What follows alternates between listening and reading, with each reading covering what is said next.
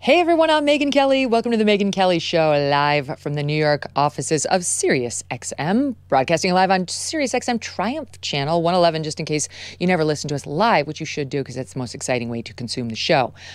We have a jam-packed show for you today and a great lineup for you. Just a short time ago in South Carolina, unbelievable news as Alex Murdaugh himself, on trial for the double murder of his wife and son, stunned the court and the nation and opted to take the stand. In his double murder trial, this is like O.J. Simpson taking the stand. I mean, it's that big. He flat out denied that he shot his wife and son. Listen to this. On June 7th, 2021, did you take this gun or any gun like it and shoot your son Paul in the chest in the feed room at your property off Moselle Road? No, I did not.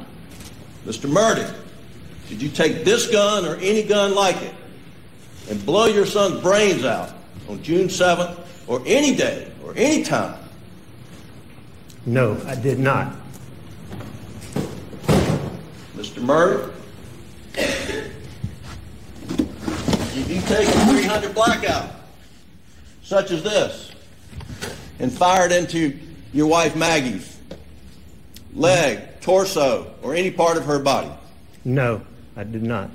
Did you shoot a 300 blackout into her head, causing her death? Mr. Griffin, I didn't shoot my wife or my son anytime. Ever. Oh, but he was slick. He was slick. It's shocking to me that they put him on the stand, but I understand why. We'll get into it in our second hour. We're going to keep close tabs on this trial. We have a stellar Kelly's Court coming up for you. We were prepared for the moment. We didn't really think it would happen, but then it did. So thankfully, we're ready. First, though, let's get right to one of my favorite guests ever, whether it was my time at Fox, my time on this show, or listening to him every day on the one and only Ben Shapiro Show. He is Ben Shapiro. He's the editor emeritus of the Daily Wire and host of the Ben Shapiro Show. Going to bed at a decent hour did not always mean I got enough sleep or the best sleep. Often I was too hot or I was too cold or I just wasn't comfortable. Maybe you can relate. That changed with my Cozy Earth bedding, the softest, most luxurious, and responsibly sourced bedding on the planet. Cozy Earth bedding is naturally temperature regulating, so I sleep great in any weather. And I am not alone. Check out this 5-star review from Lara. My husband and I are getting the best sleep we've ever had, to the point where we don't wake up in the middle of the night because we're so comfortable. I can't wait to buy more colors. Cozy Earth bedding is made from the finest materials, including premium viscose, made from highly sustainable bamboo. Whether it's their luxury sheets, available in 5 different colors, they're beautiful, their loungewear, their pajamas, or their premium waffle bath towels, you will love shopping at Cozy Earth. Hurry, save 35% on Cozy Earth. Go to CozyEarth.com, enter my promo code Megyn, and save 35%. CozyEarth.com, promo code MEGYN, CozyEarth.com. It's a pleasure to have you here. How you doing? It's great to be here. Good to see you. Oh, it's great to have you, and like in person, no less. It's never happened. No, we never get to do this. I mean, I hate coming to New York, I'll be honest with Yeah, I know. Why are you here? you. I don't know. To see you. I mean, really, to see you. But put you on a pretty much plane, and you just do what they tell you to do. That's pretty much correct. Okay, yeah. Well, we have a couple of dates going on today, but we'll hold that in abeyance until later. All right, so this is where we have to start, even though there's so many fun stories to discuss today. So many fun stories. The lunatic grand jury foreperson, forgive me, she's not a lunatic, but she's a very strange young woman who in the breaking the protocol of virtually every grand jury ever, has decided to go on a press tour. Just so the audience understands what we're talking about, this is the grand jury looking into whether Trump broke any laws or his, compadres and colleagues broke any laws in trying to get the Georgia election results overturned. They impaneled a grand jury. They've been at it for the better part of a year. And now we find out the other day through the grand jury report, which doesn't actually indict anybody, it just makes recommendations to the DA that they want indictments. They do believe that several people should be indicted, but we don't know who. Okay, so that was news. Wasn't particularly shocking, all right, given the politics down there. But okay, that's where we stood until Emily Kohrs, Kohrs, decides to make herself a star. And she is doing interview after interview. Here is just a little flavor of how Emily sounds. This is SOT 1 with NBC. Did the grand jury recommend indictments of multiple people?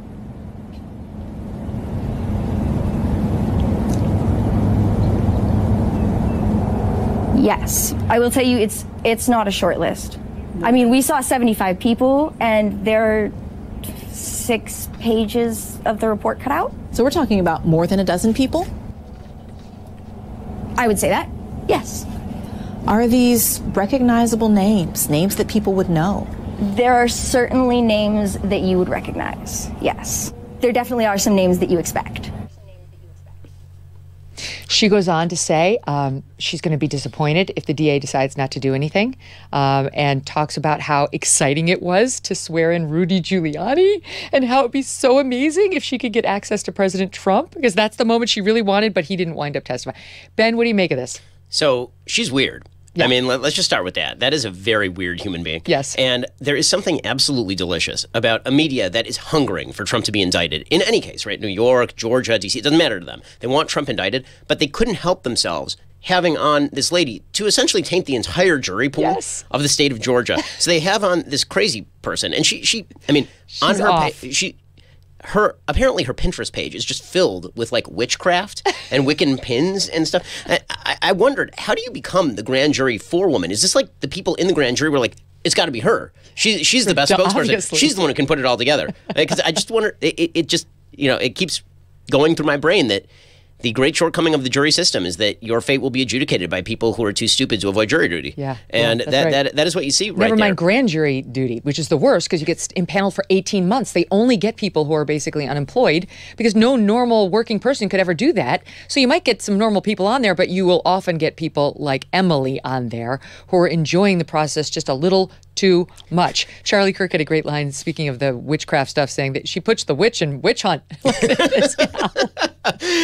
It's very weird. And again, I think that the big fail here is the members of the media, because what the media should have done is they should have said, okay, well, I mean, we're not going to get any real breaking news from this, but we have to have her on. We have to have her on. I mean, we need it. They need the ratings. Yeah. And it just goes to show you that everything about 2024 for the media is an exercise in disingenuousness. Because on the one hand, like, Trump's a threat to the republic. He must be stopped. And on the other hand, anybody who declares for the presidency, from Nikki Haley to Vivek Ramaswamy, everyone becomes the enemy the minute they declare, because the media desperately wants Trump. They desperately want him to be the nominee. He's great for ratings, and they think Biden's going to beat him. So it's like they can't help themselves. Yeah, they're correct that Nikki Haley, and as much as I love Vivek, they're not going to be the ratings juggernauts. Right. Trump is 100%, always has been, always will be. I can't leave Emily yet, and we need to get to know her a little bit better. Okay, here she is talking about the possibility of Trump being indicted. She didn't reveal the cards. She didn't say who's going to be indicted, just multiple indictments. She wouldn't lift the dress up on President Trump and his fate, but let's get to know her a little bit better. Here we go, Stop 2. Did the grand jury recommend an indictment of former President Trump? I'm not going to speak on exact indictments. Would we be surprised? Are there bombshells of who is I don't think that there are any giant plot twists coming. I don't think that there are any, like, giant, that's not the way I expected this to go at all. I don't think that's in store for anyone. So nothing that would surprise people who have been following this? Probably not. I wouldn't want to characterize anyone else's reaction, of course, but... Oh, my God. So that was when we heard a lot in testimony. But probably not. It probably wouldn't shock you. I would not expect you to be too shocked, no. And that includes of the former president, potentially? Potentially. It might. Oh, my God. What is even happening? The fact that there are quacks in the back is absolutely perfect. It was straight out of Central Casting. It's so good. It's so good.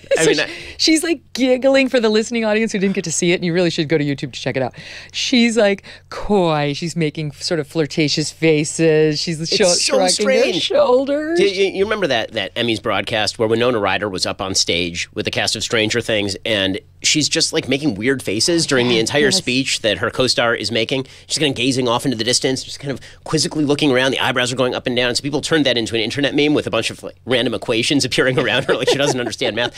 And that's this lady. Like I don't. Where's she? Like the camera's here, lady. Okay. Like you're talking to the like here, or the anchor is there. Like what are you doing? She's looking all over the place. Like these are the people who decide the fate of the country. Well, and she's loving her moment in the sun too much to be in charge of something this serious, but this is the way the system works. Just a couple of bits of color. She said that she spoke of how the gravity of the special grand jury's work was not lost on her.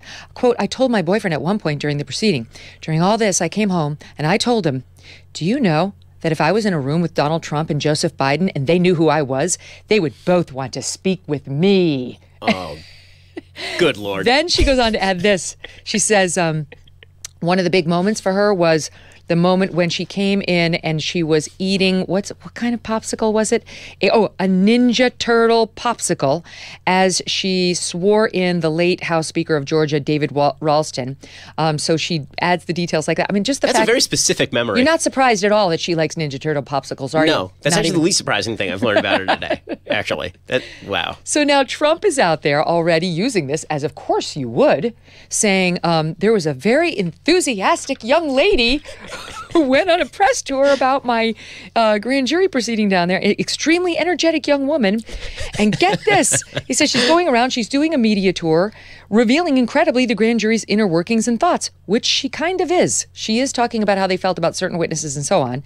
He says this is an illegal kangaroo court, and some even who don't, necessarily support Trump are saying this supports moving the trial out of this jurisdiction. This undermines the credibility of the whole process, and it actually could lead to a legitimate objection by the Trump team that there was something tainted about this indictment in the first place.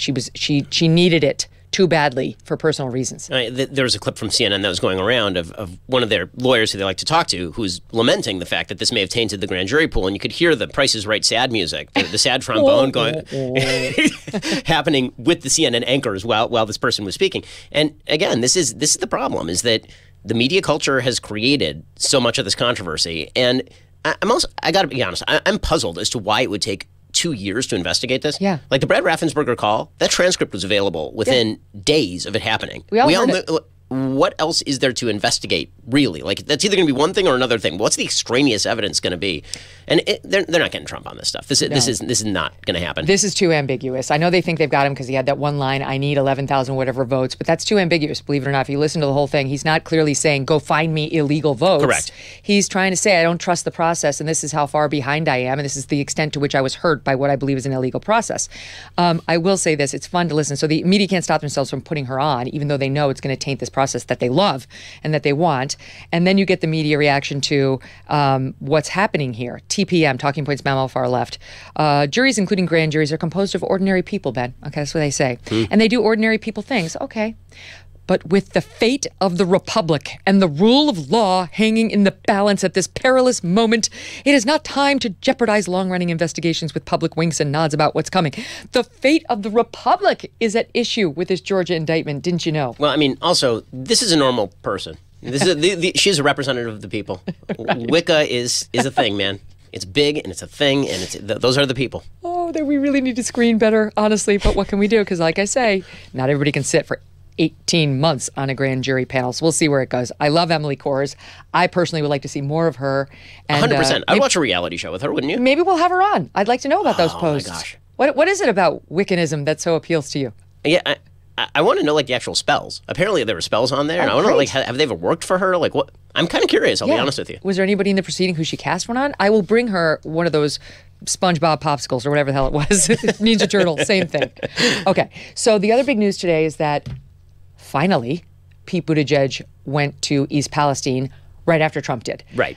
You got to give this one to Trump. Of course. He went out there and said that the only reason he's going is because I shamed him into it. I mean, I think he's right. He is, of course, right. I mean, it's two things. One, it's a slam dunk, and Trump still gets credit for the slam dunk. I mean, it's a 360 windmill jam on this one because they left the door wide open. I mean, literally anyone of prominence from the Biden administration had to do was just go there.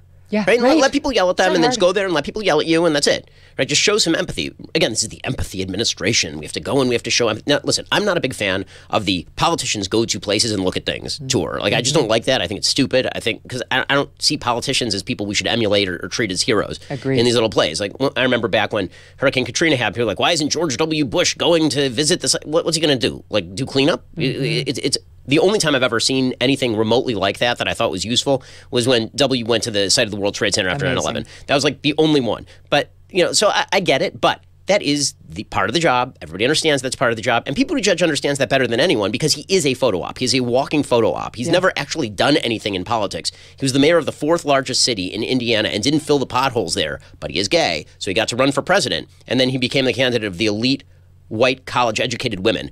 And so he did okay in a couple of early primaries, and this made him transportation secretary somehow because he liked airports and trains. He literally said that, right? He was picked for transportation secretary and gave an entire speech about how airports were romantic, which I don't know about you. Airports are not romantic. No, airports they're not. are horrifying. In any case, all he has to do is just go there. And so he spends 2 weeks not going there because part of the problem for, I think, a lot of top Democrats is that the media protect them to such an extent that they don't actually feel the need to do these things. The media will defend Pete Buttigieg to the end. They'll say he didn't do anything wrong. They'll defend him when he goes on paternity leave for 2 months and just never tells anybody. Yep. And then they'll make him a hero when he comes back because he's now standing up for all of the men who need paternity leave. And so I don't think he felt the need to do this. So Trump completely wrong-footing him by being this is the best version of Trump, right? Yes. So this campaign was a complete dud. He launched it. It was a fail. And he didn't have any He electricity. did nothing. He did absolutely nothing. Nothing. His original launch campaign should have been done in a stadium with 10,000 people to show that he actually has some backing. Instead, he did it at Mar-a-Lago with like 400 of his friends and Roger Stone. And that was a fail. And part of that is because 2016 Trump is very different from 2024 Trump. 2016 Trump, his entire pitch for the people who really liked him was, I'm taking the bullet for you. Right? I walk in elite circles. I'm extremely wealthy. Hillary Clinton was at my wedding. Like these are the people that I hang out with, but I don't really like those people. I like you. And the reason that they hate me is because they hate you. Because until 5 minutes ago, I was their best friend. But then I ran, and they hate you, so they hate me. So I'm taking the bullet for you. And a lot of people said, okay, I hear that, right? He's a man of the people, even though he's not really a man of the people. He has a gold-plated tower, but he does like McDonald's. And then 2020 happened. And I think he became extremely angry, obviously, and very frustrated. Bitter. And so his pitch, bitter is right, and his pitch changed to, instead of they hate me because they hate you because they hate me.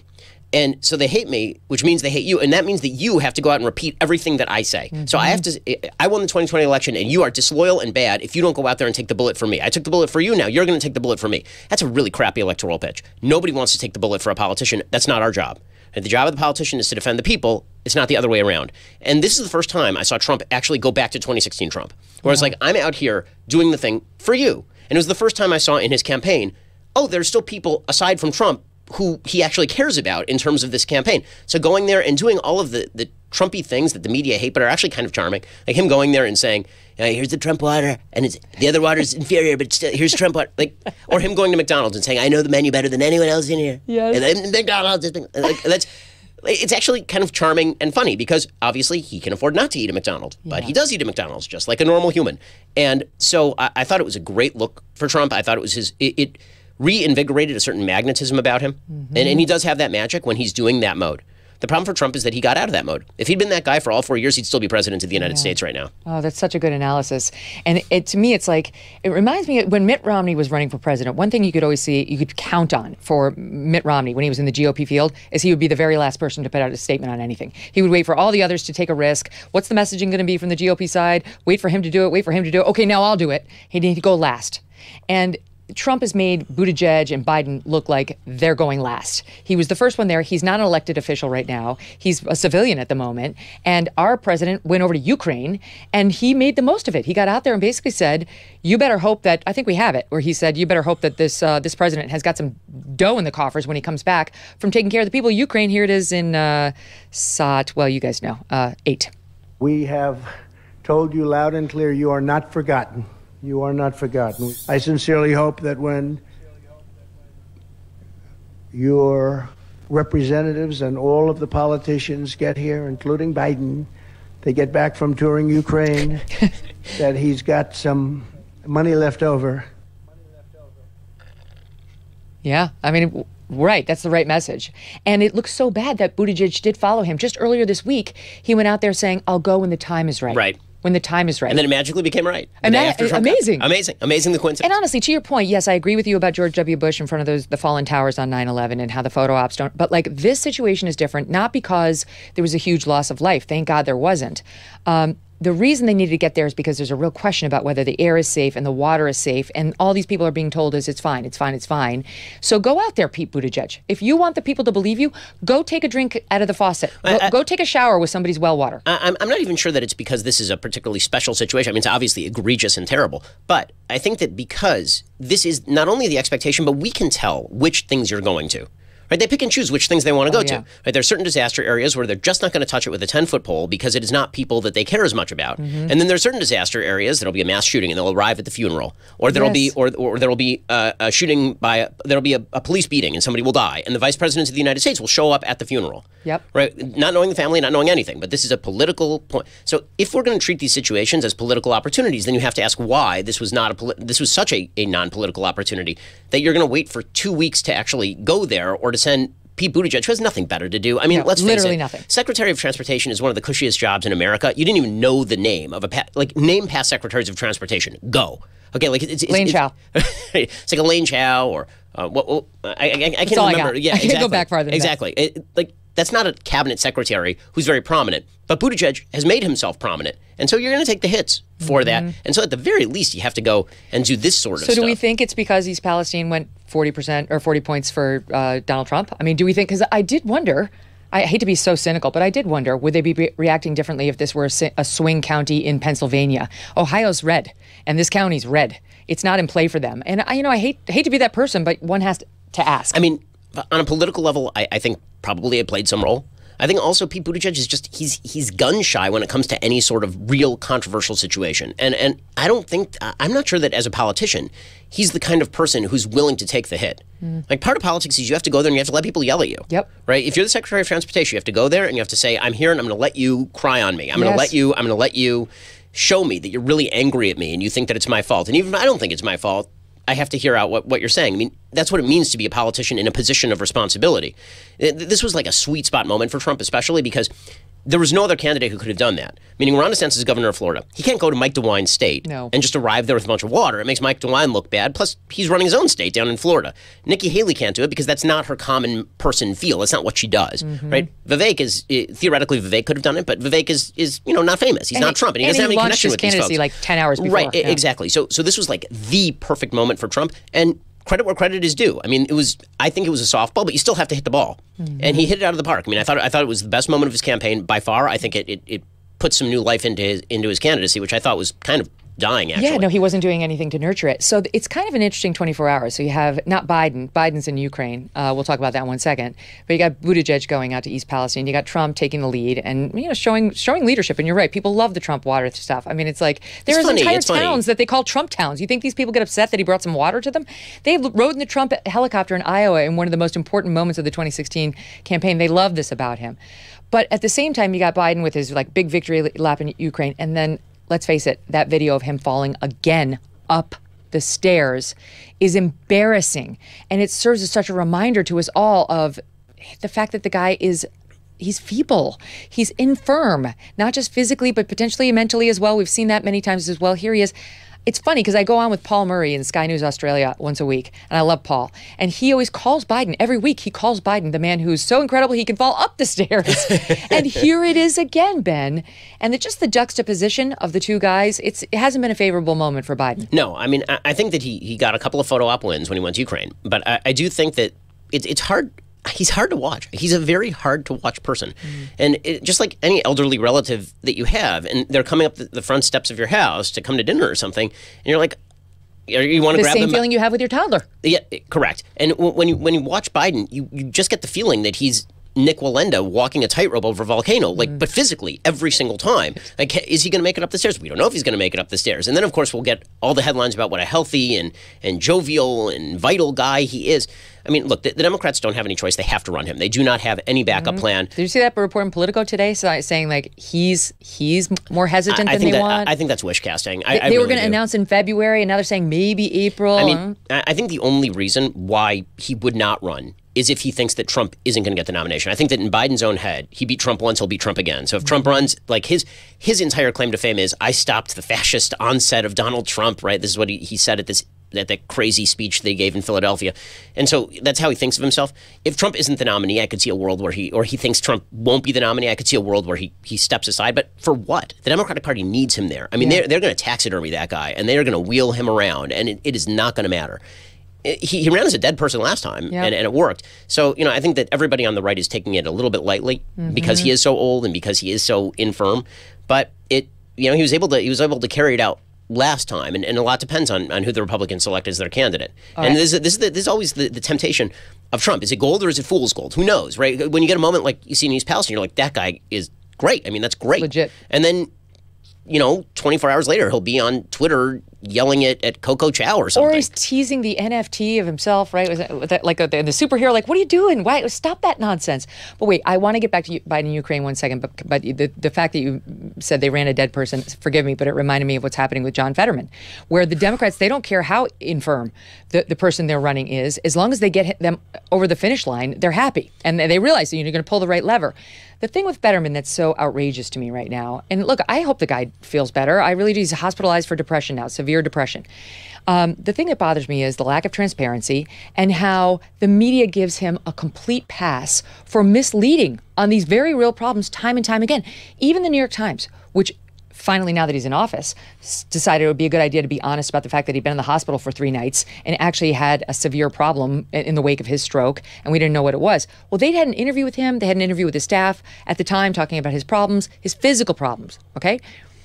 Then, like 4 days later, the news drops he's going in the hospital for potentially a month or more to deal with severe depression, which was conveniently not in the New York Times report. They had obviously not been told the full story by his staff, and instead of being ticked off as the reporters on the story to try to get the full scope of this U.S. senator's mental and well-being state, everybody launches immediately into, good for you, thank you for being honest. The reason they're not angry is because they were the ones lying.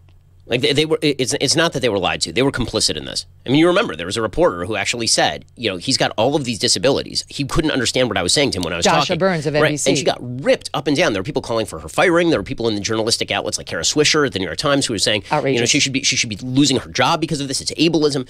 All the rest of this kind of garbage. And it's an absurdity. I mean, what makes it the most absurd, the Fetterman thing, and truly outrageous, is you even understand politically why people would lie in order to get this guy into office in the first place, because they desperately want the seat. Okay, now he's in office. The question is, why are you still doing this? Why are you still lying? Okay, because right now the governor of Pennsylvania is a Democrat. So if John Fetterman were to step down, which is exactly what he should do, he's not capable of holding that office. Josh Shapiro would appoint his replacement, who would be a Democrat. So what they are doing right now is they are basically saying we would rather have 6 years of a person who is not mentally capable of holding this office than 2 years of a Democrat and then have to go up for re-election again with the voters of Pennsylvania able to look full face what the Democrats did to them in 2022. It's disgusting. And frankly, his wife bears a huge amount of blame here. We don't want her. Okay, if she ends up being appointed to that, I don't think Josh Shapiro would do that. But if he ends up stepping down and she ends up being appointed to that seat, I mean, that's some Lady Macbeth crap right Absolutely there. No qualifications. I mean, none. It's insane. I think we'd be better off with Emily Croft or whatever. But beyond that, can you imagine treating your own spouse this way? No. I mean, I can't imagine if, God forbid, something would happen to my wife, saying, okay, but it's important that we lie to the entirety of the voting public and just continue to put you out there, endangering your health. The New York Times admitted that this endangered his health to be out there all the time. And they've been intentionally vague on how long he's been suffering from this severe depression. They've telegraphed that it wasn't just in the wake of the stroke, that this has been an ongoing thing. So she knew that he had problems with severe depression, which is a serious problem, and then had a serious stroke that they didn't disclose the full details on. It was much more of a cardiac event than we apparently knew, and had the defibrillator put in and the pacemaker put in, and never gave us access to a doctor who could explain to us what exactly had happened, the cardiologist then or now, and now back in the hospital for an unspecified period. Like, she knew. We didn't know, but she knew. And to your point about the press, so you mentioned Dasha Burns correctly, because she was the NBC reporter who went in there and did this interview, and she had this, moment of honesty where she said, my God, didn't seem like he even understood the small talk before the interview. Rained down Kara Swisher and others on her. Well, listen to how she covers the latest news, okay? She does sort of a couple of bullet points. A senior aide says it's tough to distinguish the stroke from the depression. It's hard to tell at times if he's not hearing you or if he's crippled by his depression and his social anxiety. Okay, fine, this is normal reporting in the wake of the news about the depression. Then she goes on to say this.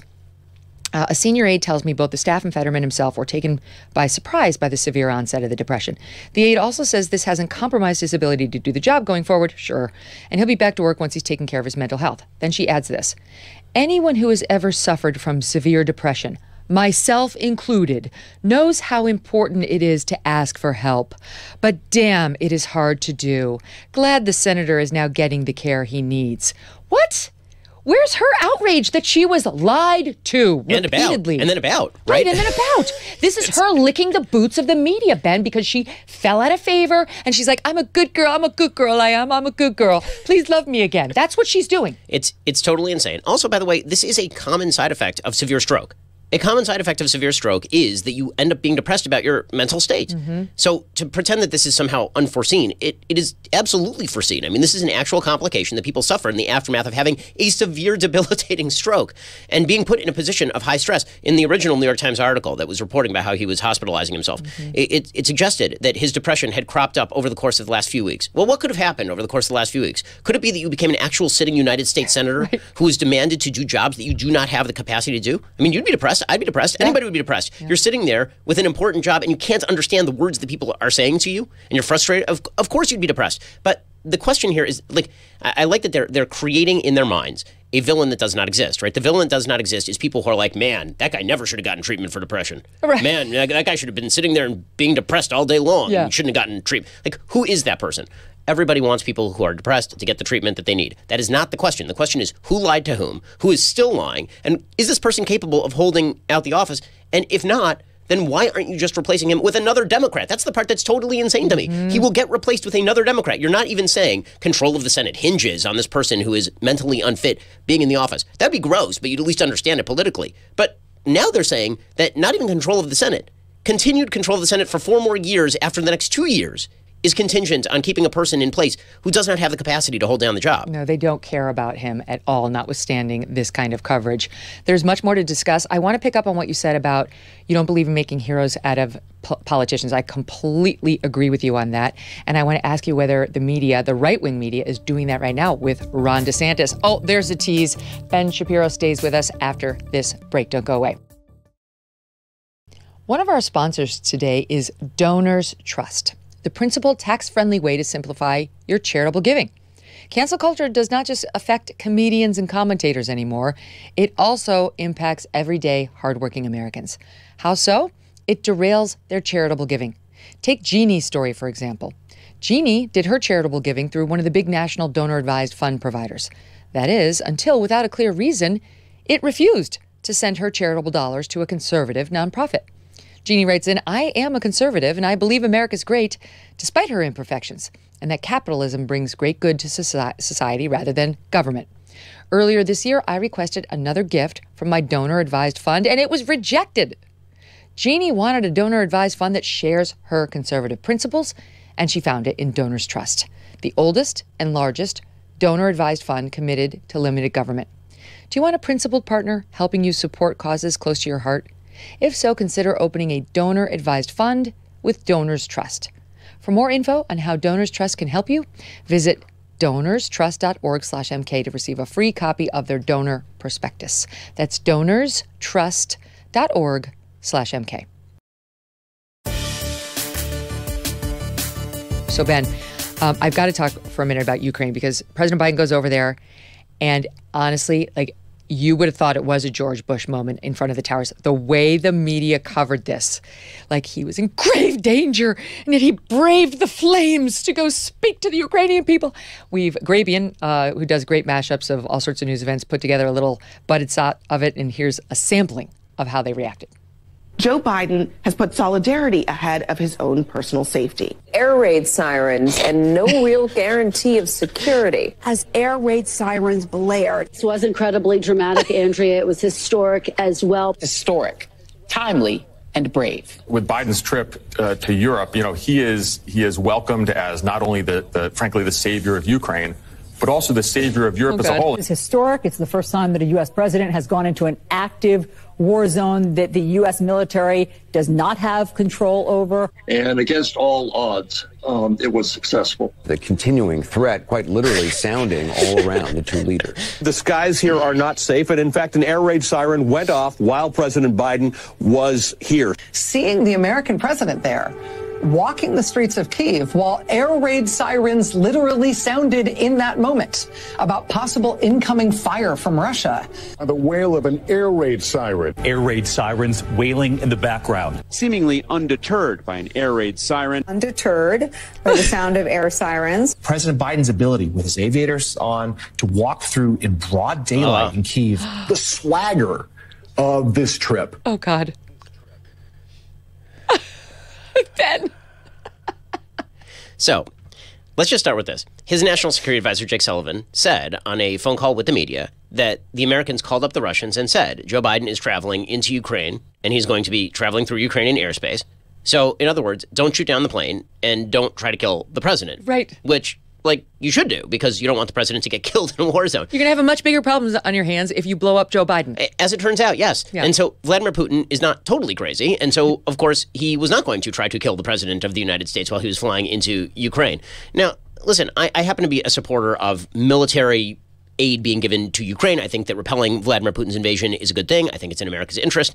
However, the kind of treatment of Joe Biden went to, just the insane bravery, just insane. It's like he repelled from a helicopter and shot bin Laden between the eyes. True. No, Tom Cruise. It's just ridiculous. It's just ridiculous. And everybody, I think, can see that it's ridiculous. But I think the real question that we ought to be asking ourselves is why this particular timing? So people were saying it was about the one-year anniversary of the Ukraine war. I really doubt that. I mean, there have been other foreign dignitaries who have gone there, right? And Boris Johnson famously went to Kyiv maybe 4 months ago. Mm-hmm. There are a lot of people from the American government who've gone to Kyiv over the course of the last year or so. In fact, a bunch of House Republicans went this week to Kyiv as well. Sean Penn went. Yeah, exactly. So the bravery of Sean Penn. Or the question is, was this possibly an attempt to reset a presidential campaign and to get people to stop talking about the fact that he let a giant Chinese spy balloon float over the entirety of the continental United States before spending a bunch of $400,000 Sidewinder missiles to shoot down Mylar Valentine's Day balloons from Party City. He had a couple of really crappy weeks, and then the way that you reset is you get the media to tout how brave it is for you to go to Ukraine. Apparently, they had those plans on the books for a while. They knew what to do. They knew how they were going to implement it. And he only made the call on Friday that he was going to go in, and then he went in. But this treatment is wow, it's as though it was like the Great Escape. He was digging a tunnel into Ukraine. Oh God, it's so over the top. The mention of the aviator shades. The aviator shades. In broad daylight, he was wearing shades. In broad daylight, not at night even, in broad daylight. Just try to pretend that you're not madly in love with any Democrat. They don't really love Joe Biden, but they understand he's going to be up for re-election, and we're now getting the GOP's raising their hands. And so they've got to start shoring him up because they can't lose. They can't lose to Trump, and they hate DeSantis maybe almost as much as Trump. And that leads me to the question of, is the right wing lionizing DeSantis right now and too much before they know whether he should be the guy? If this time in 2015, right, leading into the 2016 election, Jeb Bush was leading in the polls. Rudy Giuliani was up there too. They completely collapsed. Trump was nowhere in the polls. He wound up, of course, being the nominee and then their next president. And so I always get I like Ron DeSantis. I think he'd probably be a great president. But I'm always I'm not pledging my love to any of these people. I'm a journalist, so I'm first of all skeptical of everybody, and love no politicians. I really don't. I've never fallen in love with a politician, but I get uncomfortable when I see the right wing doing the equivalent of what that Grabian shows the left wing doing to President Biden. So what do you make of it? So I think that you're right, that nobody should worship at the altar of any politician. That's true of Trump. It's true of DeSantis. It's true of literally anyone. When it comes to DeSantis, I think that the enthusiasm for DeSantis, unlike a lot of the other politicians you're talking about, is not actually based on personal magnetism. Because the truth is that if you watch DeSantis, he's not personally magnetic. He has an edge to him, and he'll cut people on the other side, which I think is the major quality that distinguishes him from some of the other Republicans who are in the race. He's not soft. He's very hard, and he will go up against the media, and the media took their shots at him over the course of 2 long years, lionizing Andrew Cuomo and all the rest. But oh my God, trigger. But the fact that a lot of people are resonating to his governance is of benefit. I will distinguish him from Jeb, who had not been governor for a very long time by the time he ran, or Giuliani, who had not been mayor of New York by the time that he ran for a very long time, from DeSantis, who's currently governing in Florida and took a state that was a 0.4 percentage point victory for him in 2018 and turned it into a 20-point victory for him in 2022, and has proceeded to basically hit every cultural right-wing erogenous zone in terms of legislation, while making the state significantly more red, right? So he's doing all the things that you need to do in terms of basic government. Like, in terms of how he's governed Florida, there's no controversy from anyone on the right that he has done an amazing job in the state of Florida. Well, Trump there's some controversy. Trump's like, it's Florida, beautiful oceans, and no state income tax. Everybody would do well there. Right. So Trump is the only person in Florida who's unhappy with Ron DeSantis by statistics. Right. In Florida, and I'm a Floridian, he is very popular. He's popular with independents. He's even popular with a lot of Democrats. He's winning counties that were blue and have now turned red because of him. Like Miami-Dade. The Republicans now have a super majority in the legislature, so they're ramming through a lot of very conservative bills. Like, all this is really good. Whether that wears nationally, we have yet to see. But I think that one of the things that Republicans don't want is a multi-person race. And what they're afraid of is a repeat of 2016, not in that Trump gets the nomination, but that somebody sneaks through with 25-30%. Yep. And that would, I think, be really, really hard for the Republican Party. If this ends up being another 10-person race and nobody drops out, and it ends up that Trump sneaks through with 35% of the vote, because I think that his floor probably is about 20 to 25% in any given primary. Yep.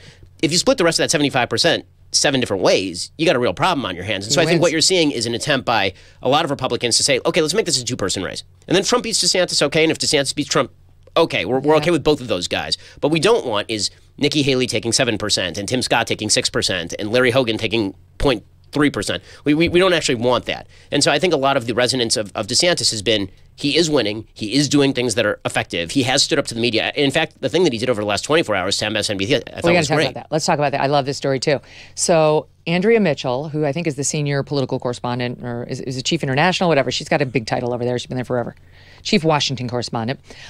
She interviews Kamala Harris last Friday. Okay, today's Thursday, so we're almost a week later. And completely misrepresents Ron DeSantis's educational program down in Florida. I think we have the original soundbite. Here she is questioning Kamala, misrepresenting Ron DeSantis from last Friday. What does Governor Ron DeSantis not know about Black history and the Black experience when he says that slavery and the aftermath of slavery should not be taught to Florida school children? I don't know what he knows and what he doesn't know, but I know this.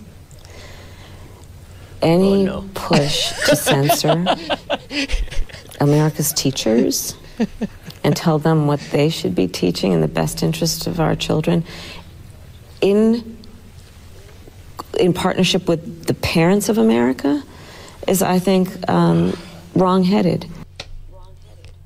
Oh, God. I can't, like, this clip started off as a critique of Andrea Mitchell, but anytime you put Kamala Harris on camera, I can't. I'm sorry, I can't. I saw you girding yourself. She's political colon cancer. She just is. I mean, you're watching her and you're like, how is this person the vice president? How did this person elevate to this particular level? You just have to call Joe Biden racist, and then he walks you right in. And maybe suggest that he's a rapist. If you do those things, then you can become vice president of the United States. And anyway, the original story's about Andrea Mitchell. I'm sorry, I got sidetracked by the horror show, the dumpster fire that is on top of an actual wildfire that is also on top of a flaming volcano of garbage that is Kamala Harris. Genuinely scared when Kamala said, I can tell you this. Oh, God. I was like, oh, no, she's going to start talking about Venn diagrams and electric school bus again, isn't she? Rocket science.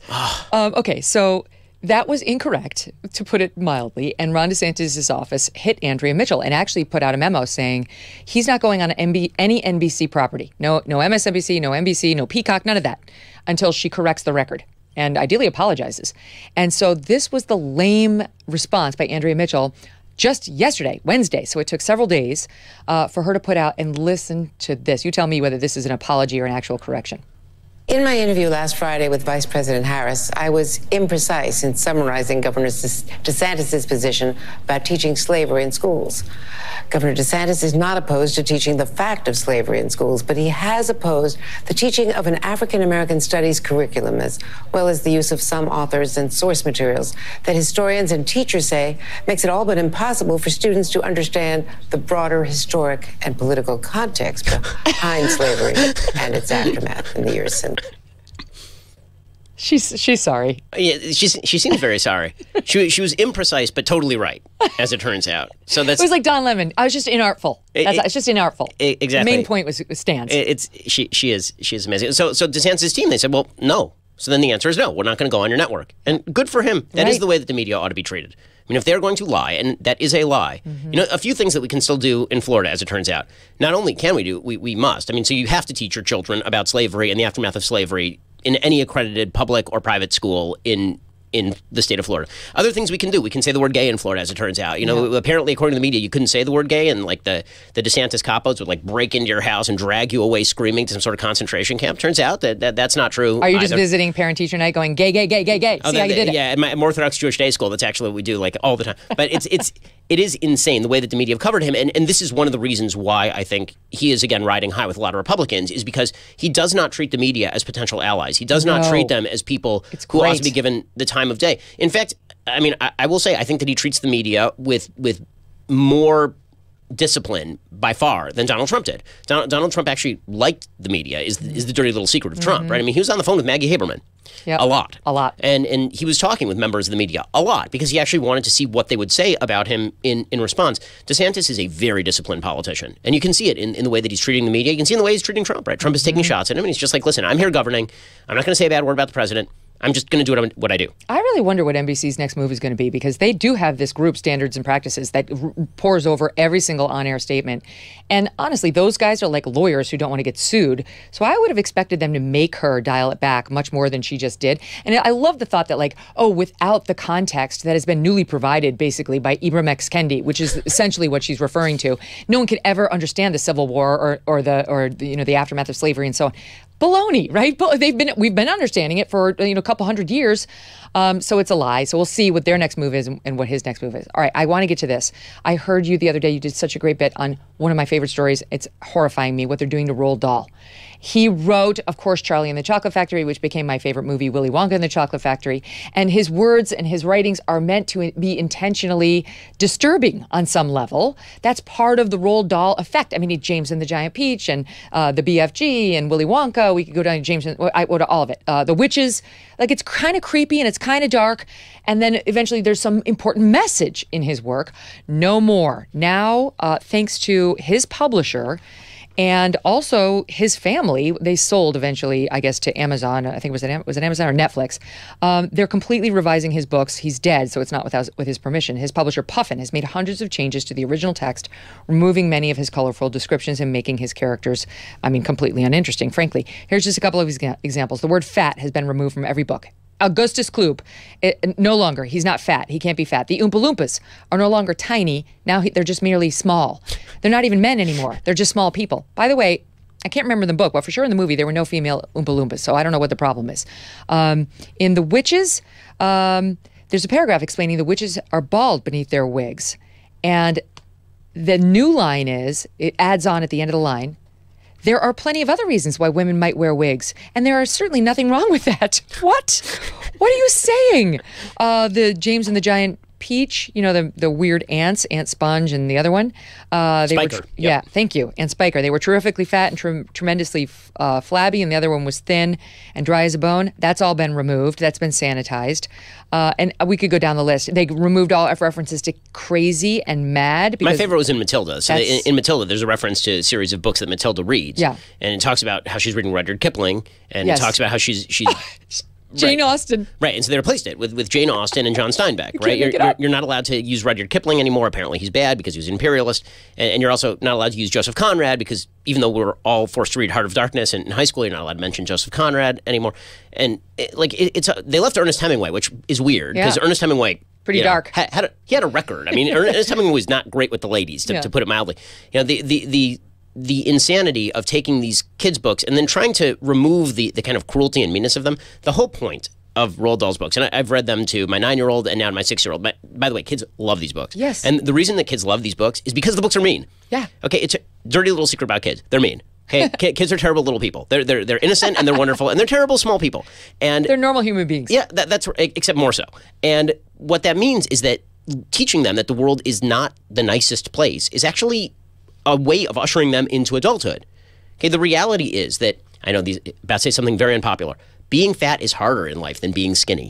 Hey, being enormously fat, as Augustus Gloop is if you can avoid it, it's something you probably should avoid. It's not empowering. The goal should not be to get everybody to embrace fat form. The goal should be to embrace wellness, and wellness requires a level of thinness. It does. Ask your doctor. The whole point of the Augustus Gloop character is that he's not fat because he has a genetic condition. He's fat because he keeps eating everything. Yeah. That's literally the point of the character, right? I mean, if you watch the movie. This is why what you guys are doing at Daily Wire is so important. I mean, honestly, not to make this into a big promo, but you guys are taking this on. You took on Disney. You've created your own children's division now to fight back against this nonsense. Yeah, so we're sinking about $100 million into the making of children's content over the course of the next couple of years. That's going to start coming out in the next few months. And it really is good stuff. It embodies traditional values. It's not going to be sucker punching you. One of the big things that we see all the time is the way that a lot of the major corporations that are making kids content, it is a spoonful of sugar makes the medicine go down with a lot of these folks. So if you watch the Disney Super Bowl ad, I saw you commented on this, the Disney Super Bowl ad, which was all legacy material, right? They've got Peter Pan in there. Well, if you actually watch Peter Pan on Disney Plus, there's a placard at the very beginning that warns you about cultural insensitivity. Oh my God. But they were willing to make money off it and feature it in the Super Bowl commercial.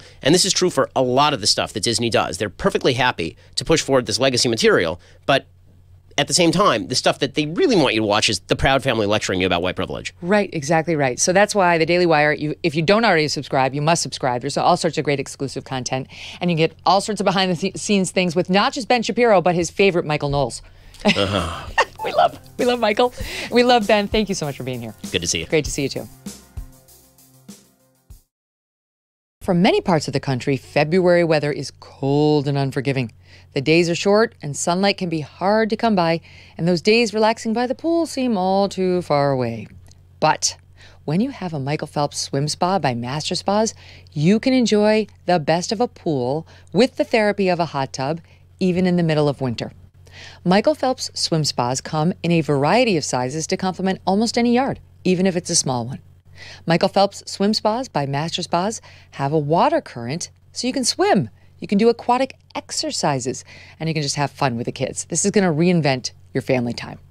The water buoyancy will relieve pressure on aching joints. Enjoy pure relaxation in the massage therapy seats of the swim spa. And since it's heated, you can use it year-round in any climate. Michael Phelps Swim Spas are 100% made in the USA by Master Spas, the world's largest swim spa manufacturer. You are going to love your Michael Phelps Swim Spa by Master Spas. Go to masterspas.com. Put in the promo code MK to save $1,000 on a Michael Phelps Swim Spa or $500 on a Master Spas hot tub. Masterspas.com, promo code MK. Alec Murdaugh on the stand today. It's unbelievable, taking a stand in his own defense in a South Carolina courtroom. While Murdaugh's lawyers have said all along that Alec may testify, most of us didn't believe it. Most lawyers thought that's just a punk to make the prosecutors spin their wheels and waste their time, because most defendants do not take the stand in their own defense. It opens up the door to so much that could be damaging to them. So this is a truly shocking development. Again, Alec is accused of murdering his wife Maggie and his son Paul in 2021. Paul was 22 years old at the time. But on the stand today, he denied that he was a murderer. And my two guests right now have been watching all the developments in this trial since the beginning, including all the testimony today. Peter Tragos is a partner of a law firm in Florida. He's been covering the trial on his YouTube show called The Lawyer You Know. Also with us, Ronnie Richter. He's an attorney in South Carolina and the founding partner of the Bland Richter law firm. Guys, thank you so much for being here.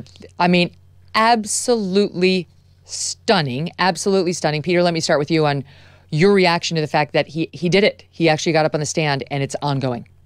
It really seems like he did it against the advice of counsel, but I think his lawyers did a good job of setting the record for any appellate issues that, you know, Judge, this may have gone differently if all the financial crimes and the side of the road incident and all that didn't come in, Judge. Maybe this would have been different, especially if this goes poorly for our client. They might as well have said, because this is going to be an appellate issue. If it goes poorly, if he gets convicted, they testified. If all this other stuff wouldn't have come in, and now he's got to explain himself. Now he's got to talk to this jury. But to me, it seemed like he was pretty resolute. He wanted to talk to this jury regardless of what his lawyer said.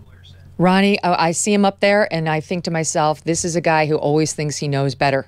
This is a guy who's such a skilled and effective and successful for much of his life liar. He's used to doing it, and he is convinced that he and he alone can bring this jury over to the promised land. What do you make of it? I agree. I said last night I would put this in the legal pantheon of bad ideas for him to take the stand. I thought his defense was, frankly, doing a pretty good job of creating some doubt. I didn't think this was necessary. I thought the only thing you could do is talk your way into jail. But obviously, he's very comfortable in his home court, and he feels like these are his people, and he can talk to them. It's great. So this courtroom, as I understand it, actually has pictures of his granddad and maybe great-granddad, who were the prosecutors there, the lead prosecutors in that jurisdiction. He comes from a long line of solicitors, meaning chief prosecutor in the district. It's his courtroom. He's familiar in it. He's tried cases in it, I'm sure, as a trial lawyer himself. And there he is up there. Just one more time. All I can do is spin this jury. I can spin all the evidence I've heard so far. And he is, I believe, guilty. I don't know whether he's guilty, but I believe he did it. And so he's a master manipulator. Even if you think he didn't do this, but he just did all those financial crimes, he is a master manipulator, and you can see him up there. One of the things I noticed, Peter, is he's talking about the dog collars down at the kennels. He's like, yeah, down there, the dogs have 5, maybe it's 6 collars normally down there that track them. Oh, see, it's me, Alec Murdaugh. I just want to help you, members of the jury. That's how precise I am when it comes to facts and wanting to be your very good assistant. I just came up here to set the record straight because you've been so misled by the big bad prosecutor. Absolutely. And I think that he's spot on with how the defense has performed in their theory of this case is all, you can't prove this. There's not enough evidence. It was a bad investigation. There's reasonable doubt here. And I don't understand. I think there are some cases where the defendant can testify, can do a good job, can help his or her case. But in this situation, when you're saying the investigation was horrible, they don't have enough evidence, they missed evidence, they can't prove this beyond a reasonable doubt, just to put Murdaugh up on the stand is going to create issues with exactly what you're saying. People are going to pick apart everything he said. It's either too detailed or it's not detailed enough. That's too simple of an explanation or it's too complicated of an explanation. I don't see how he helps his case when your theory is they can't prove it. They don't know what happened, and it's up to them to prove what happened in that 15 or 17-minute period of time. Ronnie, it seemed to me, given the way they began his direct testimony, and I'll play part of this, there was a reason he took that stand, and it was the Snapchat video that Paul, his son, the victim, one of the two, took right before the murders that we've had multiple witnesses testify has Alec Murdaugh's voice on it. It was, according to the prosecution's timeline, I think within 6 minutes of the murders. Alec had told investigators he wasn't there at the time, that he was back at the house taking a nap. And this video is the closest thing we've had in the case to a smoking gun, showing that Alec misled investigators. He was clearly there moments before the murders. He was not back at home sleeping. And that is how they kicked off his testimony. It was stunning because they led with this. So clearly this is the main, there's a rule of primacy and recency with the jury. And frankly, it's true for any speech you give too. And what it means is the listener only remembers the first thing you said and the last thing that you said. And everything in the middle gets mucked up. So there's a reason they started with why he was on that Snapchat video. Do we have it? All right, listen. Alec, why did you lie to Agent Owen, Agent Croft, and Deputy Rutland about the last time you saw Maggie and Paul? As my addiction evolved over time, I would get in these situations or circumstances where I would get paranoid thinking.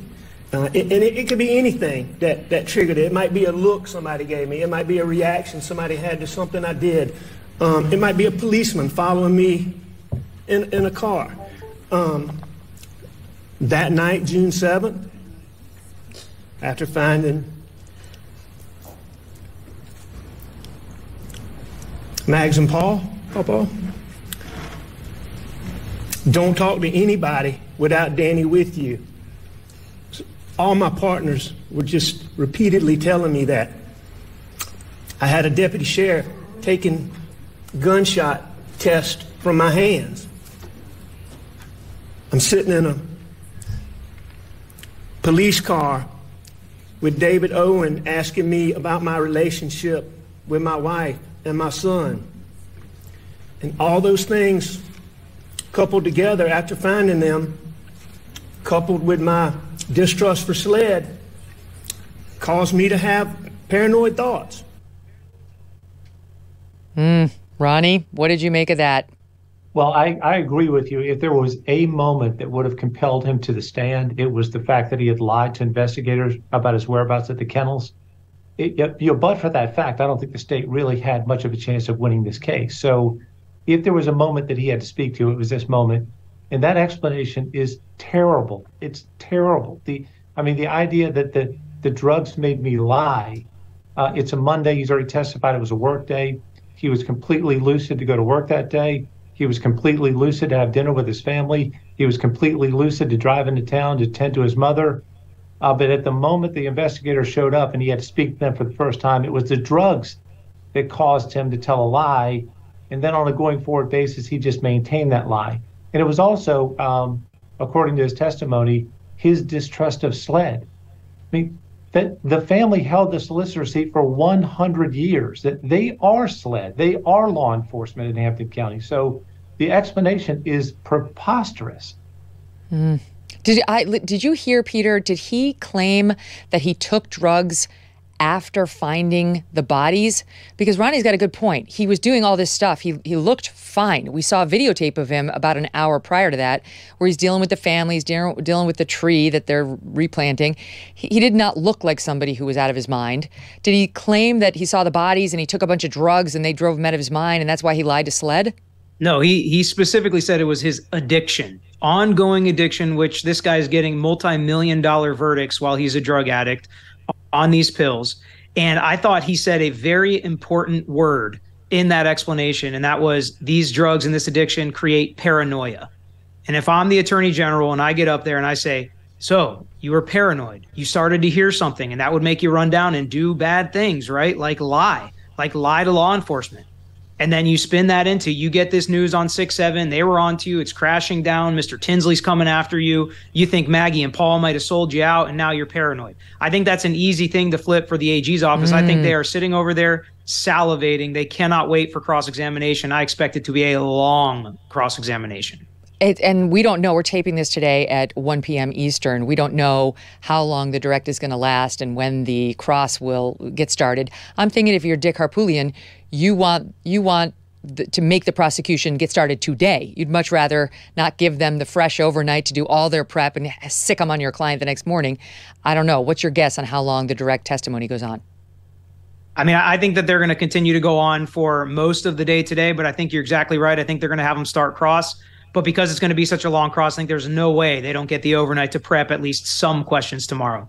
Mm-hmm. There's another word that Alec Murdaugh used on the stand today that jumped out at me just as a human, as a woman, as a wife, as a mother, and it was he apologized to his relatives for lying in that bit that we just showed part of.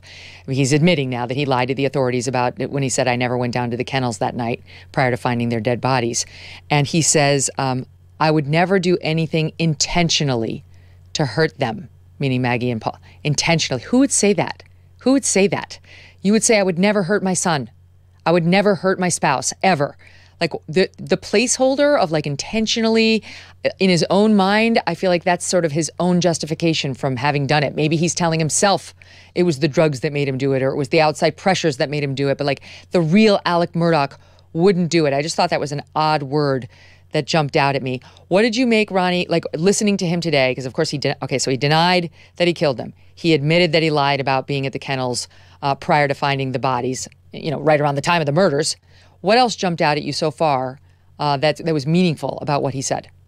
Well, what's jumped out at me so far, not about his testimony so much, but they keep panning to the audience, and to see the reactions in the audience. We can't see the jury. I'd love to see how they're reacting right now, but not a tear has been shed. Not even Buster, not his sister, not his brother.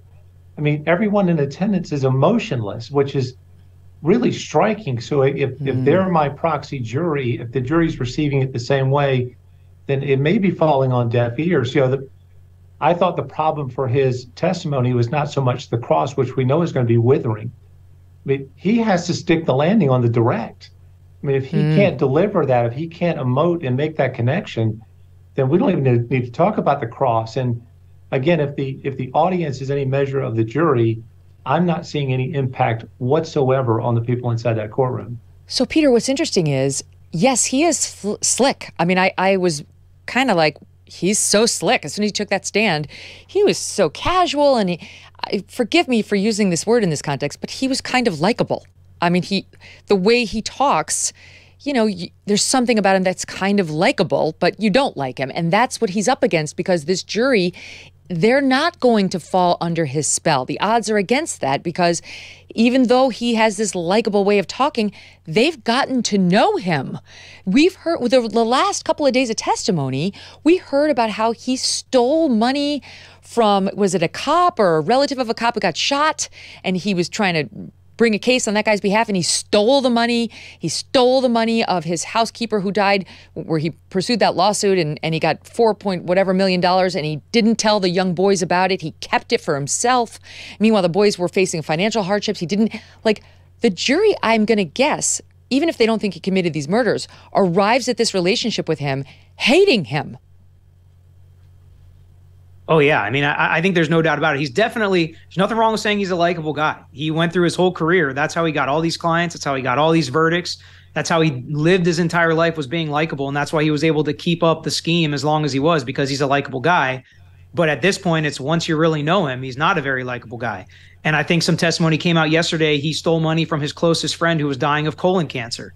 I mean, it does not stop with what this guy is capable of, which is exactly the reason that they keep propensity evidence out of cases like this, which is, I think that's going to be an interesting discussion on appeal. Explain that. I mean, there's a lot of stuff to not like about him, but Mark Ball, one of his law partners yesterday, and I know Ronnie knows much more about this than I do, because I know he's been involved in some of this. But Mark Ball yesterday, I thought, put it perfectly. He's a jackass. I don't like him. He's a bad guy for stealing money, but just because he's done all that does not then mean he's done what he's accused of doing here in this courtroom. Doesn't mean he didn't do it. But we have a little bit of that. We'll play it, and then we'll get Ronnie to respond. Go ahead.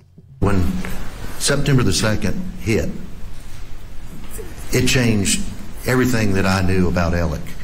I would have never believed that a guy that, was like family would have ever stolen from me, would have stolen from his family, would have stolen from his clients, or any of that. And so immediately you've got this rage, this emotion that you've got. And then on the 3rd, we go through this whole ordeal of determination. And then the 4th, it hits, and you're like, did the jackass kill himself because of anything else? And then as time progressed on and you see the scope of it, I mean, I don't know the guy that after September the 3rd and leading out, I don't know who that guy is. I mean, that's not Alec that I knew, right, and Alec that I loved, and Alec that all of us loved. Just to set that up, Ronnie, for the audience before I get to you, that was him on cross-examination. He was Alec Murdaugh's witness, and he's talking about how 3 months after the double murders, Alec Murdaugh staged a fake attempted murder on himself.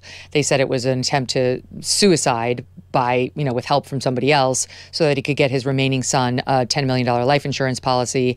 Many don't believe that. They think he just was trying to engender sympathy for himself, or try to make it look alternatively like the murderer's still out there and he's after me. That's more the prosecution side. So what are your thoughts on all of that? Yeah, so Mark Ball, I thought he was a compelling witness. I thought he was a real boomerang witness, right? So the defense calls him, really for two purposes. One, to say that the investigation was sloppy because Mark had visited the scene as well and saw things there that disturbed him. We all heard that testimony. But also, like a golf ball size of a piece of Paul's skull, which both made you feel like sick and horrified about the nature of this crime, but also reminded you, what was that doing there? Like, why the defense is doing a good job of showing us how crappy the SLED managed the crime scene. Sorry, go ahead, Ronnie. Yeah, no, the forensics are terrible. And if there's a sweet spot for the defense, it's hang on the motive, hang on the forensics, right? But so they bring in Mark for that purpose. And by the end of it, Mark has to sit there and catalog all the different thefts that Alex engaged in, all the different victims that he left behind, and then culminate with that testimony that you just played that said, I knew the guy for 30 years. Now looking back on it, I don't think I know him at all. So he is this chameleon. He's a skilled and cunning liar. And it's not just the theft of money, but it's the theft by deceit. And it's Alex's practice of, when he's caught in a lie, he's that guy that will not admit it until you've got both shoulders pinned on the mat and a 10 count, and then he'll concede it, but then he'll move on to the next story. Yes, that's what he's doing right now, I believe, with respect to that Snapchat video where, you had witness after witness because it was just voices. There's a video from an hour before the murders actually showing him. But then there's a video where you just hear him 4 minutes before, or 5 to 6 minutes before. And on that one, we had witness after witness say, I am 100% sure, who know the family forever, including him. That's Alec. That's Alec Murdaugh. That's Alec, that's Paul, and that's Maggie. Moments before the murder, he had no choice but to concede that it had been a lie, that when he told law enforcement he wasn't there and he was inside sleeping. So one of the things, so Ronnie points out that no one's shedding a tear yet, Peter. Like, I think people are solidly sitting there, arms crossed, defensive, like, but he's working it. And you know who is shedding tears, or at least pretending to? Alec Murdaugh, who a couple of times broke down in tears, or at least purported to. Here's a little bit of that when he's talking about going back to grab a gun from the house. This is the allegedly innocent Alec stumbling upon the crime scene, wondering what's next. It's sought for 35. Why did you go back to the house to get a gun? I just didn't know. I didn't know. I mean, saw it. I don't know. I mean, it's just, I didn't know if somebody was still out there. A few moments like that with the sniffing and the voice breaking. I mean, to me, that looked like maybe he was, flirting with the verge of tears. But for me, that was because he's probably going to prison for the rest of his life. I mean, is it really that hard to conjure up a few emotional moments if you're that defendant? I don't think it proves that he didn't do it just because he's crying. I think he could still be sad. There could be a lot of regret. It's your family that this happened to. And there were some chunks of saliva and things coming from his nose and mouth that you could literally visibly see as you're watching this. But again, hard to see real tears. But I don't think that whether he cries one way or another is going to prove much, because the prosecution did a great job of setting up. This was the kind of guy that would cry in closing arguments to try to manipulate that jury and work the jury to give more and more and more money and run up the score. So I think this was to be expected. I don't think it's going to have the effect that it may have from a normal witness. But I mean, he sure is trying to make it seem like he is just pouring tears up there. Ronnie, you're South Carolinian. He's working this South Carolina thing, right? Talk about he calls his wife Maggie Mags. Mm-hmm. He refers to Paul, his dead son, as Paw Paw. And that's what we call him, Paw Paw. Every time. He's got his pet name for his boy whenever he refers to him.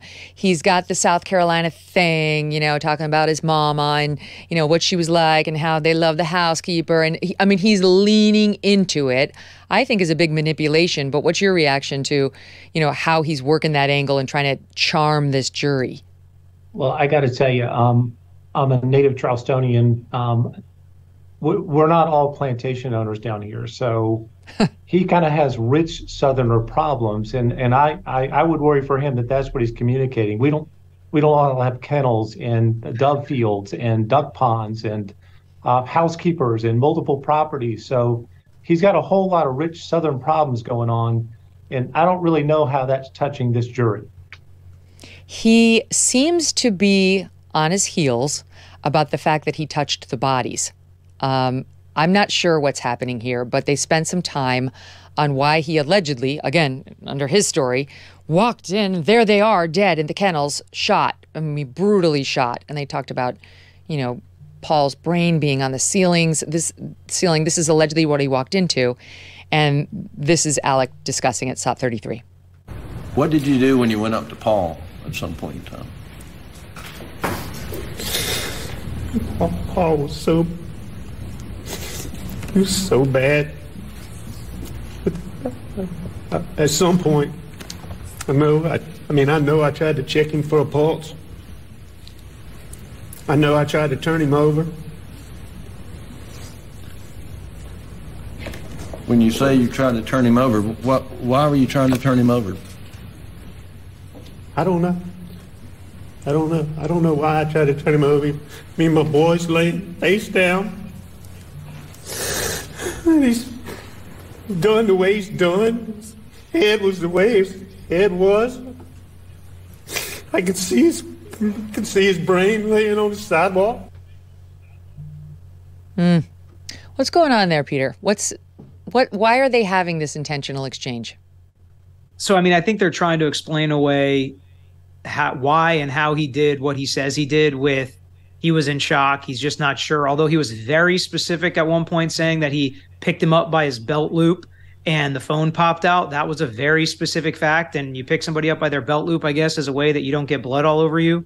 But again, I'm not sure how he specifically checked their pulses and just got a little bit of blood on the fingertips, which is how he's trying to explain away the fact that there was so little blood on his clothes, but a little bit of blood in the Suburban. Here's what they're doing. They're connecting dots with a plausible story that I don't think they needed to call Alec Murdaugh to do. I think they could have argued all of this in closing argument without opening him up to cross-examination. He has not given us one single fact the other evidence didn't already point to as the way that the defense is presenting it. And that's why I still so far don't see a reason why the defense called Alec Murdaugh, except for the fact that he wanted to take that stand and he wanted to talk to this jury. Right. And if you want to do it as the defendant, you're allowed to do it even if your defense counsel has advised against it. It's ultimately your call. You know, he gets into the crime scene a little, and he talks about, sort of arriving there. I wonder, like, one of the other big things about that was against him, Ronnie, was the outfit change. I think there's new testimony. What I heard this morning was there's new testimony by Alec about his clothes, because you had his housekeeper take the stand and talk about him being in one outfit when he went off to work. Then we saw the video on Paul's phone an hour before the murders in which he had on this sort of turquoise t-shirt and khaki pants. Then the next thing we see is him being interrogated by cops after the murders, and he's got on shorts and a white shirt. So by my count, the prosecution has gotten in 3 outfits in front of the jury on the day of the murders. He testified, no, I went to work in that turquoise shirt and pants that were on the video you saw from an hour before the murder. I was working the farm. I was sweaty. I went home. That's when I took a shower, because we know from the prosecution's witnesses that the shower had recently been run. The prosecution's getting us to believe it was run after he committed the murders. He says, I was in that seafoam shirt. I went home to shower. I'd been doing the yard work. And that's when I changed into the outfit that you would later see me in. That is, if true, a helpful explanation for the outfit change. How important was that explanation, and how do you reconcile the fact that it seems to conflict but with what the housekeeper testified about his outfits earlier in the day? Well, I don't think it was important enough to take the stand for. Okay, I mean, I never would have put him on the stand for the purpose of explaining the wardrobe change. And you don't want to set up Alex in a swearing contest with any other person. So if we're going to test the credibility of Alex against the credibility of the housekeeper, who said those clothes were never found again, you don't want to compare his credibility to any other witness in this case. So again, to Peter's point, they're not offering in the evidence, any markers, any points that aren't already there and already available for argument. They don't have to prove a thing. Just the reasonable doubt was there for them, or so I thought it was. I only see himself talking himself into trouble here, and the cross is going to be on this heavily. It's going to be so brutal. And I wonder, though, like with the clothing, I haven't heard this discussed yet, and maybe it's happening right this second, but one of the points has been, okay, you didn't change out of your seafoam shirt and your long pants because you had blood on them. All right, that's your theory. You want us to believe you were just sweaty and you took those off before any murders happened. Let's have them. Let's see them. Give them to me. If an innocent man would say, and they're sitting in my hamper right now with absolutely no blood on them, just my sweat, go ahead, go find them. That's been a big question. And his defenders, Peter, have been saying, not his obligation, prosecution's obligation to go try to find the clothes. But here he is on the stand. Let's hear that one explained. He did with them and let him say I threw him in the hamper or whatever, but I am absolutely in the corner that it is not his duty or obligation. Nobody accused of a crime has to present evidence in the case, has to give evidence to law enforcement, has to waive any of their rights. It's law enforcement and the state attorney's job to prove the case. And I think that's the real point with the clothes, why I think it's kind of a nothing burger, is they didn't search for it. So Blanca's the housekeeper, can say that she never saw it again. But we've got confirmation from SLED that they didn't go look for it. They didn't look But I agree with you if Alec Murdaugh hadn't just taken the stand. But if I am the prosecutor, I'm spending time on this. I'm going to say, so by your story, you threw him in the hamper and then you took a shower. Once you recognize, because you're telling us you're paranoid. You're so paranoid about law enforcement, you lied to them about whether you've been down to the kennels. So you must have realized it's important for me to maintain those earlier clothes. Somebody's going to think I did an outfit change because I shot my wife and son. What'd you do with them? Where are they? What efforts have you made to retrieve them so that you could just show the world, not under a legal obligation to do it, but of course you'd want to do it morally, ethically, as a matter of setting the record straight. What effort did you make to find your clothes? Two very easy responses to that I think that they did not need him to take the stand for is he lost a bunch of weight and got rid of a bunch of clothes over some period of time, and he was not charged with this crime for a year. So I don't know where some clothes are I wore a year ago. It's not like this was the next day or the next week that they charged him with the crime and he could go back in his closet and say, here's this shirt, here are these pants. I got rid of a bunch of stuff over that year. I lost a bunch of weight, got off the pills, whatever. My life changed. So I don't know where a lot of my clothes are from back then. Clothes here, clothes there, clothes everywhere. That SLED never bothered to search and try to find what clothes were there because they always thought it was the white shirt with the blood spatter on it the entire time until that was disproven. And now they've come up with this alternate theory that it must be on the shirt that we never looked for as law enforcement. Mm-hmm. What about one of the other ways in which he's been dinged up in the course of this trial before taking the stand, Ronnie, is the prosecution had a witness who said, he said in the interrogation, and there's tape of it, and they played the tape and tried to convince us that this is what we heard. I did him so bad, with the accent, so bad. And you can hear him saying, he intentionally in that soundbite, I think, that I just played for you, said, so bad, he did it again. And I think he's getting ready to say, of course, I did not say I did him so bad. I said they did him so bad. Is it possible they thought that sort of off piece of testimony, because we all heard the tape and people were split on whether they heard they or I. Is it possible they thought that was damaging enough that that's what he's doing up here? No way. No way. And I don't see where the state could think that statement was valuable enough. I know a big to-do was made of it at the time, but I think it amounts to little or nothing. I do think he said they. And it sounded to me like they. And frankly, I think he said they did it so bad. And so the question I'd be wanting to ask is, who are they? And what is the it? The it is the hit. So if you didn't do it, you obviously know who did. I mean, the more plausible theory is he arranged for something that he thought was going to be a more romantic hit, where it's like the movies and you just put the silencer on the pistol and everybody goes to sleep, and he comes upon this terrible crime scene where they did it so bad. I mean, I don't know what that means. It's not a confession, and it's certainly no reason to put Alec Murdaugh on the stand. Oh, that's interesting. All right, wait, I want to ask you about that, the possibility that he had somebody else commit the murder rather than himself. But first, let me just take this soundbite. This is from Buster Murdaugh, who did take the stand in his father's defense. We'd been speculating all along. Will he? Won't he? If he does take the stand, will it be as a prosecution witness? No, it wasn't. It was as a witness for the defense. It wasn't like hugely big, I have to say, but Buster Murdaugh was asked about that moment we were just discussing. Here's what he said. Were you here when a video was played of an interview with your dad on June 10th? Yes, sir. And there was a question about whether your dad said, I did him so bad, or they did him so bad. Do you remember that? Yes, sir. Do you recognize your dad's voice? I do. If you listen to it, would you be able to tell the jury whether it's I or they? Yes, sir. Your Honor, I'd like to pull up Exhibit 153, the clip.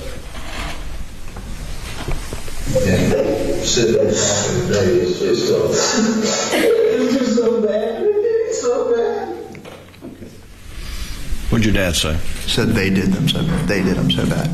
Was that the first time you'd heard him say they did him so bad? No, sir. When was the first time you heard him say they did him so bad? First time I heard him say that was the night that I went down to Moselle, the night of June the 7th. Did he say that more than one time? He did. You guys tell me, but the biggest point of Buster was to show the jury Buster still believes in his dad. Buster knows better than anybody whether his dad is capable of this and is still on his side. What do you think, Peter? Yeah, I mean, that's what I said. I said I think it's huge for the defense when it first happened. And everybody's like, what? He didn't even say anything. What's the big deal that he testified for the defense? He didn't do anything to help his dad. He was emotionless.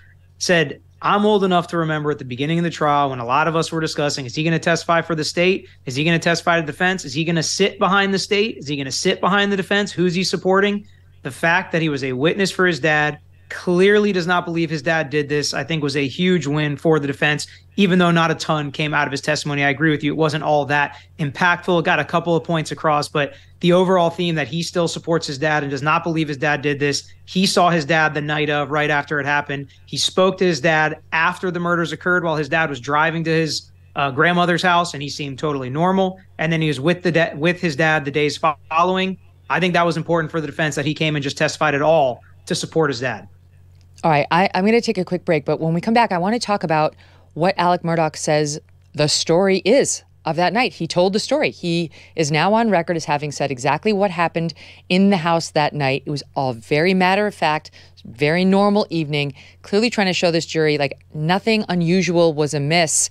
You know, I had no reason to believe anything was going to happen, and I wasn't involved. It was very interesting the way he sort of spun it as just a normal night at home for a normal American family. We'll pick it up there with Ronnie and Peter right after this.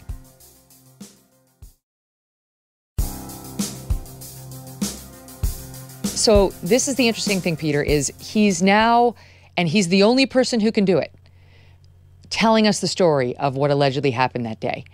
And maybe you can just help the audience understand Alec's story on, you know, what the day looked like. He went to work, and then he talks about getting back to Moselle, which is how they refer to their property. And maybe you can outline for us just a bit of like what he says happened, how his evening went. Hanging out with Paul, just doing stuff around the farm, and then they get back to the house. Blanca's made dinner. Paul eats it fast. He sits down with Maggie in their den. The TV's on, which is important because the TV stays on later.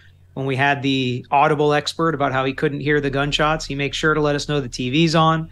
They eat dinner together. Maggie goes down to the kennels first. Alec doesn't want to go because he's already showered. He doesn't want to mess with the dogs anymore because he was sweaty. He already showered and changed into the white T-shirt and the green/khaki shorts. Eventually, he goes down to the kennel.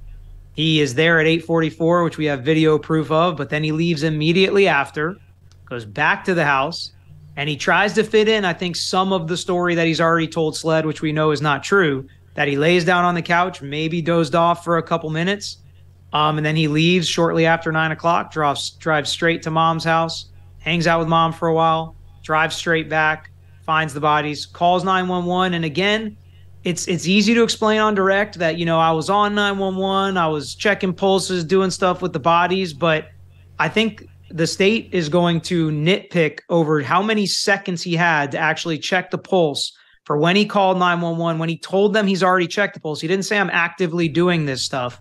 And I think that I've seen some tweets and some DMs come through already to me that he's doing a great job. This is the easy part. And I don't think a lot of what's happened on direct has been necessary. So when Cross comes, that's when we're going to find what kind of job he did on the stand. He also, Ronnie, seemed to feel the need to address the testimony from the SLED agent at the end of the prosecution's case, who said on Alec's phone, they had pinpointed when he would have been standing over the two dead bodies, that Alec had allegedly searched up a restaurant on Google and possibly taken a look at a bikini photo of a woman that had been sent to him or that was on his phone. You know, they can tell everything you do on your phone these days. Alec spoke to that today. Here's a bit of what he said. How do you account for that? Obviously, they're unintentional. I mean, I'm doing something with my phone trying to call people, but I'm not trying to call those people. I'm not doing a Google search for any Whaley's restaurant, and I'm certainly not reading any text. What do you make of that, Ronnie? Because it's like, if the phone says you did it, you did do it. You know, I thought he gave a good account for that. I mean, to me, it makes perfect sense that you're in some panic phase and, you know, your fingers are clumsily playing with the phone, and obviously he activated some data. He revived some old search. So I thought he gave a good account for that. I think the part that got really sketchy for him, and I mean, Peter's recall of the events was just spot on, but where the timeline gets really dodgy is from that 8:45 to the 9:07, because we now know he was there at 8:45. according to his testimony, after the video, some time was spent getting the chicken out of Bubba's mouth, right? So there's still some time there at the kennel. Some time was occupied getting back to the house. He then says that he maybe dozed off, but he's on the move by 9:07. So that's a very tight window. I mean, 8:45, we know he's at the kennel. He's still there for a period of time after that. He gets back to the house. To me, it feels like the perfect amount of time to get back to the house and then haul butt down to Alameda. We know from the OnStar that he went at high speed back and forth to get to his mom's house. But it's an odd point in time to say it's at that moment that I decided I need to go see mom, and he's off. So that I decided to squeeze in a quick nap. I decided to squeeze in a quick nap. When you're just off of, your visit to the kennels, it's not like you've been sitting there for 2 hours watching some boring television show. You're awake. You're up. You were up moments ago, and it's almost time to go to bed anyway. You're approaching 9 p.m. at night. Who takes a nap? And so, but he's got to say that because that's what he originally told law enforcement. And yeah, then he pops back up. Can you speak to, Peter, something that's been bothering me? And I don't know exactly how this works, but what's the evidence of Maggie's cell phone allegedly being with Alec Murdaugh in the car on the way to the mother's? I mean, did that testimony come in? I don't feel like that's what the evidence has shown so far. I actually think that the defendant's theory of he couldn't have thrown it out the window at that time based on the movements of the cell phone, based on how fast his car was driving, based on what time his car crossed the spot where they found Maggie's cell phone. I actually don't think any of that lines up. And I think Ronnie's timeline there gave Alec even a little bit of the benefit of the doubt, because I think between 9:02 and 9:06 is when we saw all those steps taken by Alec, 200 and something steps.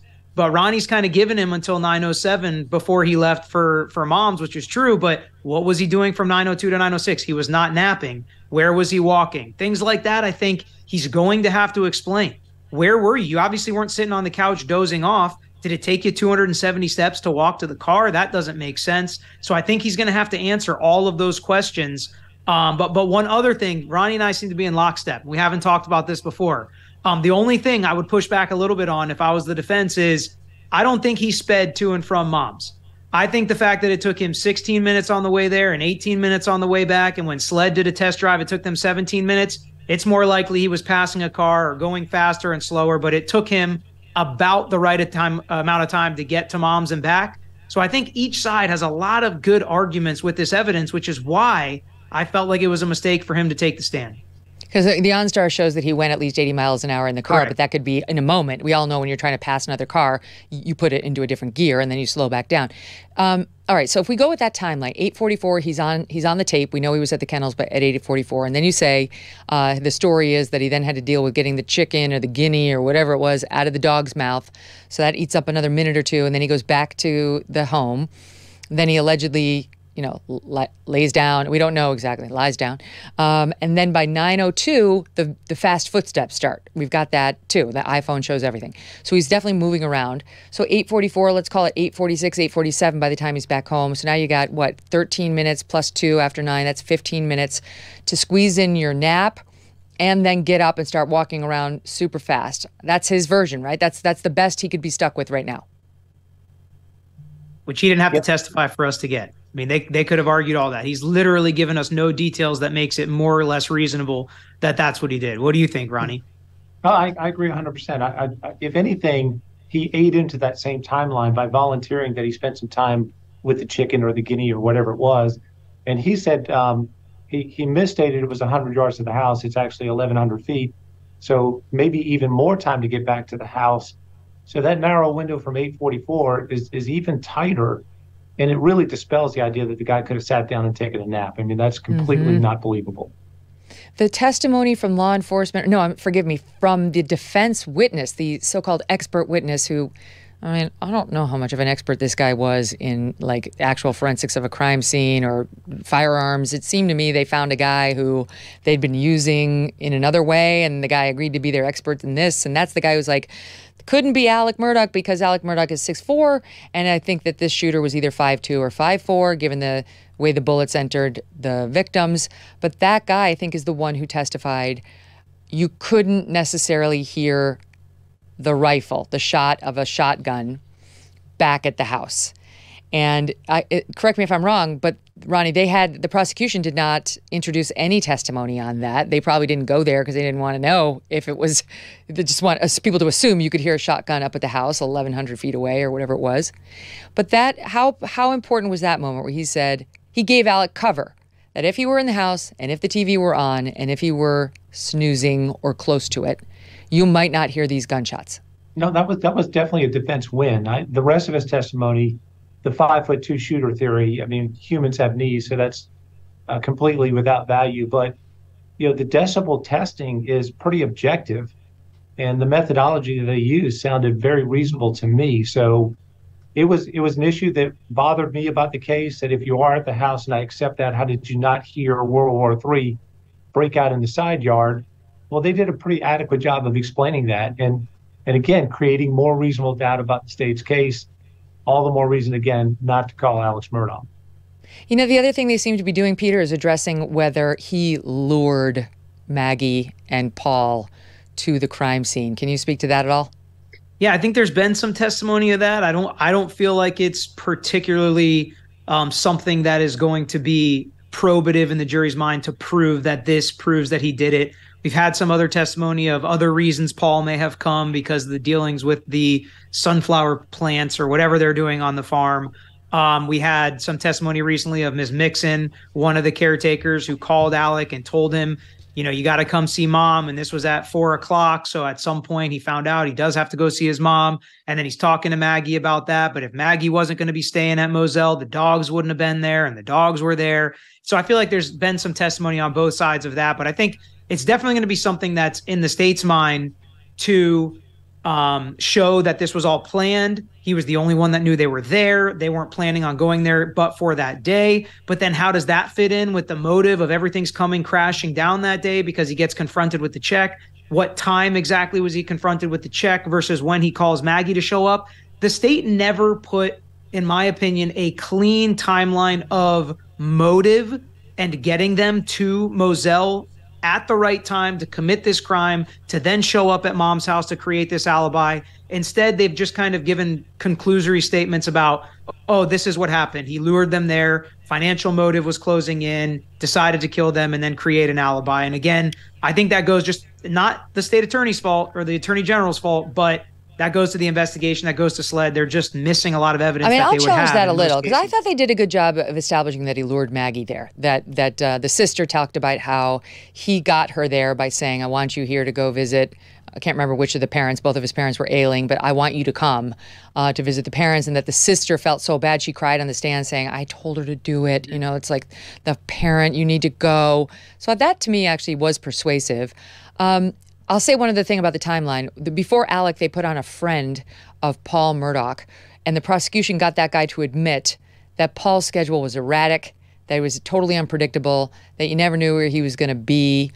And I was guessing that the reason for that was the prosecution's trying to undermine that, like some intruders, like somebody who was lying in wait could have known that Paul was going to be at the kennels that night at 9 p.m. and committed this murder, that only somebody who was very close to him, like a dad, would know exactly where he was. And that brings me to, before we go, Ronnie, your thought. Do you believe that there is a possibility Alec Murdaugh wasn't the trigger man, that Alec Murdaugh may have hired another murderer who committed these crimes? Yeah, absolutely. If you had asked at the end of the state's case, did they prove that Alex pulled the trigger on the gun that killed Paul? I don't think so. Or did they prove that Alex, pulled the trigger on the gun that killed Maggie? I don't think so. If the question was, did they prove that Alex was involved in some way? I think absolutely.